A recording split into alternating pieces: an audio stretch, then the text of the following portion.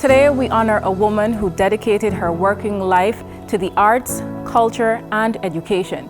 A woman who is often described as being all for Guyana. Today's Black hero is none other than Miss Daphne ROGERS.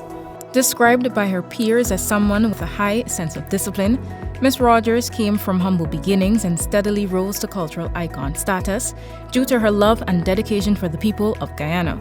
Born on September 29, 1928, she was one of two siblings from Charleston, Georgetown. Over the course of her life, through mere alignment or just destiny, Daphne positioned herself in spaces where she could be of impact and change to every person she encountered.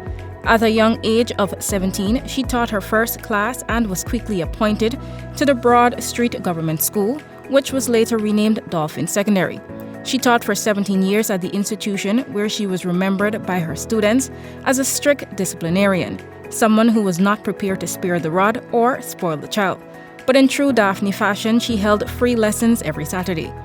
In 1959, she attended the Government Teachers Training College, where she expanded her skills as an arts and craft teacher. These skills would eventually see her getting into the designing arena during the 1960s, where she worked with several festivals held in Guyana. Daphne was also instrumental in setting up the National Dance Company, where she served as administrator in 1976, in addition to the National School of Dance. Years later, ROGERS would position herself in another cultural space and served as administrative manager of the National Culture Center for 17 years. She was also among the group who started the children's costume competition at the Department of Culture. She was integral in the success of the Theatre Guild, where she, not surprisingly, was in charge of the costumes. She also did extensive research for the creation of A History of Theatre in Guyana from 1800 to 2000, a book written by Frank Thomason, a founding member of the Theatre Guild.